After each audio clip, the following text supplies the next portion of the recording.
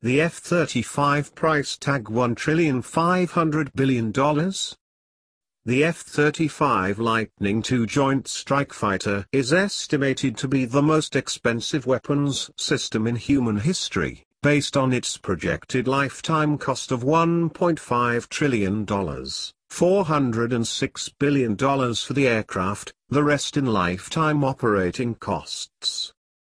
However, the F-35 program has been notoriously mismanaged and perpetually over budget, and remains far behind schedule. The Pentagon was persuaded to pay for concurrent production of F-35s before it had been developed into a fully operational prototype. Back in the 1990s, the U.S. Air Force developed the F-22 Raptor stealth fighter, which arguably still reigns as the top air superiority fighter in service. It is fast, highly maneuverable and extremely stealthy. However, the Raptor was less optimized for ground attack roles.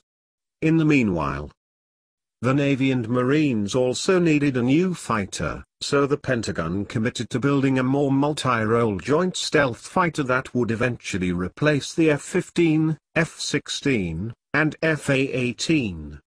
The F-35 was supposed to be a more affordable stealth fighter that could also be marketed to friendly nations, unlike the Raptor.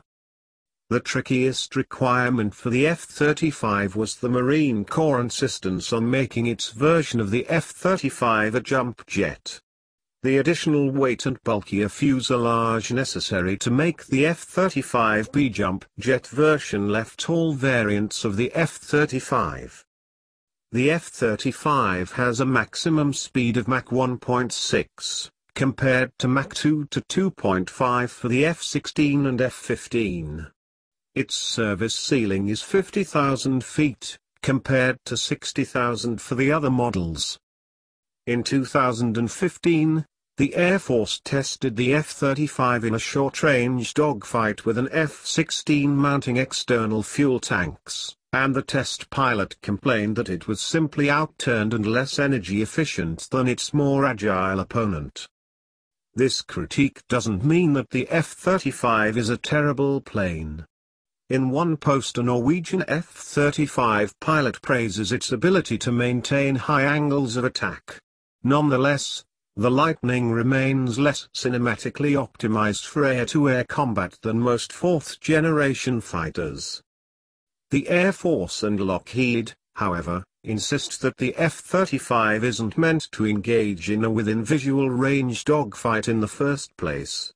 After all, low observable aircraft are stealthier when they are more distant from adversaries, and new beyond visual range missiles like the AIM-120D can strike enemies up to 100 miles away, potentially allow an F-35 to sneak up on enemy aircraft and engage them with missiles without having to get close. Such a strategy is aided by the superior characteristics of U.S. active electronically scanned array radars. In this view of things, the F-35 would act as a sort of sniper in air-to-air engagements, stalking its prey from a distance until it has a good angle for a shot, releasing its weapons and then hightailing it for home before the, possibly faster, more maneuverable, enemy has a chance to come close enough to detect it and retaliate. Critics also point out that stealth would not prevent an F-35 from being detected if an enemy got close, as stealth fighters begin to appear on X-band targeting radars once the distance is short enough. Furthermore, though optimized for minimal infrared signature, stealth fighters remain susceptible to detection by infrared search and track (IRST) systems. The stealth fighters can also be tracked using low bandwidth radars, which are typically found on ground-based installations. Such radars lack the resolution to engage a stealth fighter with missiles from distance, but they could be used to direct intercepts fighters. There's another issue in play: can the F-35 carry a worthwhile payload? If a Lightning is to remain stealthy, it cannot carry external weapons, limiting it to just 4, or, eventually, 6.